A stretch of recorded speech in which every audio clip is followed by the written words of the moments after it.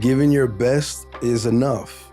And sometimes we lose track of that, you know? And yeah, so for anybody out there, you know, you're enough, man. How have you been able to learn how to sense or understand whether someone's on that same brainwave and, as you said, or brain energy as you are, and has that same value set that you have? I think it's a lot of conversations and sometimes trial and error. I think my intuition and my gut is the first, you know, litmus test. Is the first kind of line of defense, you know, that I have of like energy's vibe. You know what I'm saying? Like, okay, that you feel on par.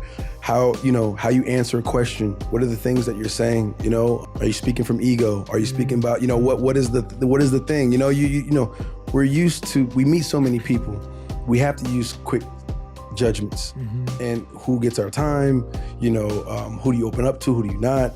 And I think when it comes to building into a team, especially nowadays, you're coming into something that's well-oiled. Yeah. You're coming into a machine already.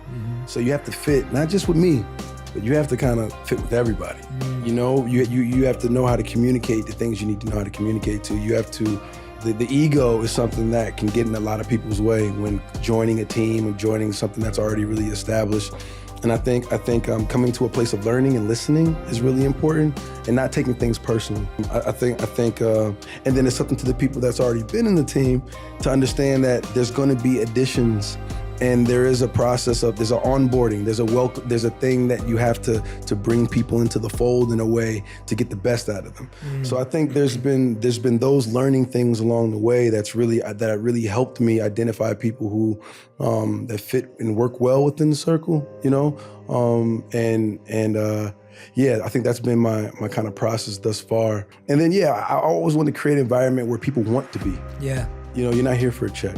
Yeah. You're here because you believe in what we're doing and what we want to do.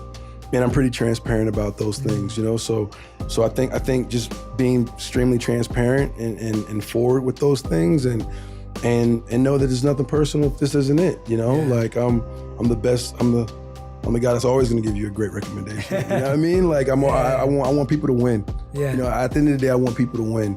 And seeing somebody in their strengths, you know, and being like, okay, I can use that. This would be helpful in this way. And if that works out, it works out. And if not, then man, I want to see you do well.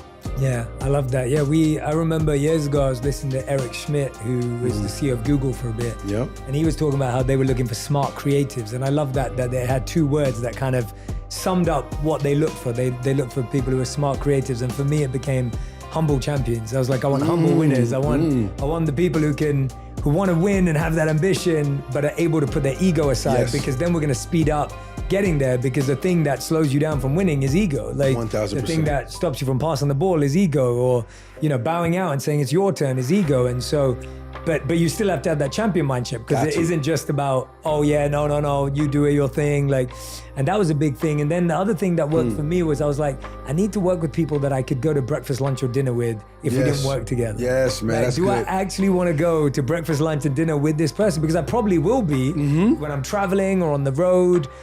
That means I like spending time with them, which means I'm happy to coach them. Yes. And I'm happy to learn from them. Exactly. Whereas if I don't want to, and initially I was like that, I used to just hire people who were great at what they did. We didn't really have chemistry. Like we couldn't hang out. And that wasn't because they were wrong. It was also because I wasn't aware. Got you. And then of course, yeah, the mission, the purpose is, I mean, that's core and central. And because even for you, I mean, you're spending time from your family. With, you know, your team becomes your extended family. They absolutely, they are your family. You're eating with breakfast, lunch, and dinner. You know, like there's a part of you that, you know, it has to feel like I'm getting a little bit of my family here. And if it's not that, you know, it's really hard for me, you know, and obviously like, you know, you have a bigger company and there's employees and you're not gonna be as personal with everybody within the company. You know, you're not having breakfast, lunch, or dinner with everybody.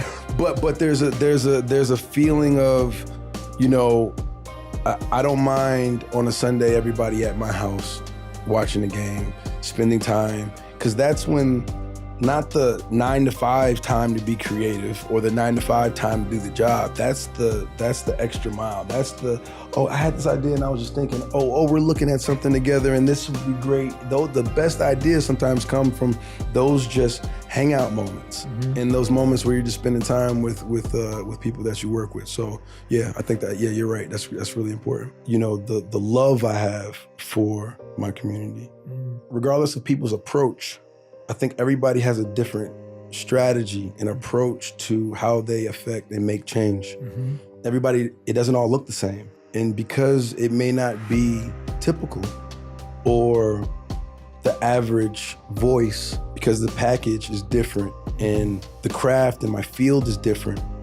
So I have a different set of boundaries that exist in my lane that I maneuver without, in and out of. Like I love playing chess. I love strategy. I love reverse engineering and building things.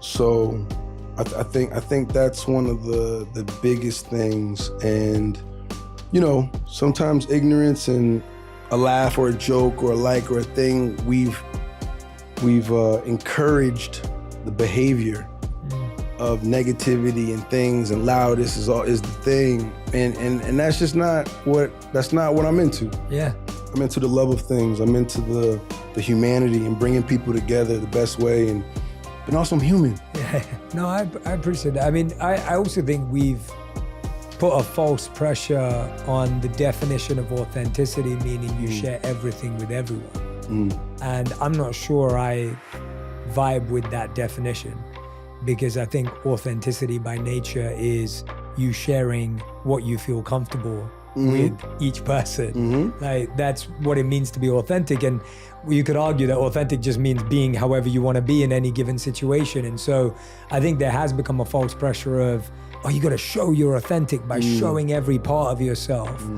And I don't know if that triggers anything for you. It's like, what's the definition of authenticity for you? Or for me, that's what it is. But yeah, what is it for you? I think it's, but then in hindsight, there's a piece of it that, not even just to go back, but there's also like, maybe that's my insecurity framing what the loudness of the things that I'm most sensitive of. Is this noise somehow? Yeah, it triggers us for a reason. You know what I'm saying? There's some stuff that you just go, oh yeah, I don't care. Yeah, whatever. But it's like, but some stuff that's just like, man, like why does that bother me so much? Yep. Like there's something about that because I know what that does in the bigger, like I'm always thinking bigger picture. It's very rarely that I really focus on the thing. It's always about what's the cause of that in a bigger conversation, you know? The authenticity to me is being able to sleep at night, being able to go talk to my mom and knowing that the people that know me, every fiber of my being, my intention, knows my heart through and through, that they see the same person. They're able to connect with the same energy and the same vibe and the same spirit. My energy has never changed. You know, I think being authentic to that frequency is super important to me. No matter where I go, no matter how I evolve and have to mature and grow up, I want my energy to always feel the same. That's why when you meet certain people and it's been years that go by and you pick right back up where you left off, it feels like no time is lost. That energy is it's always the same.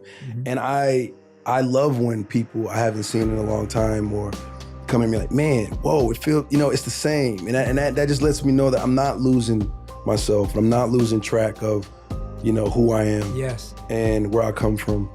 And I am always going to be an agent of change, Trojan horse or not. You know what I'm saying? And yeah, you know, just and continue to lead by example. You know, I know the path that I'm on isn't easy.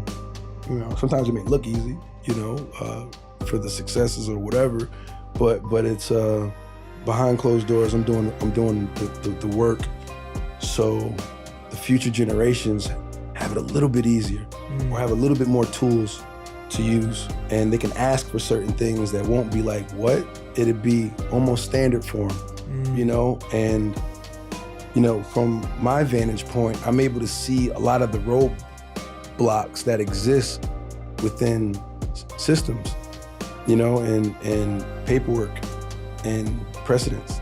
I've been chipping away at those where I can in places.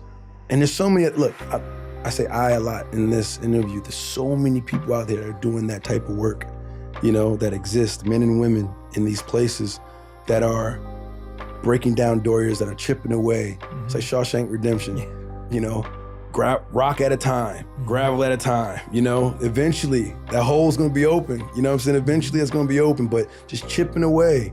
And unfortunately, everybody can't be the loudest one in the room, you know?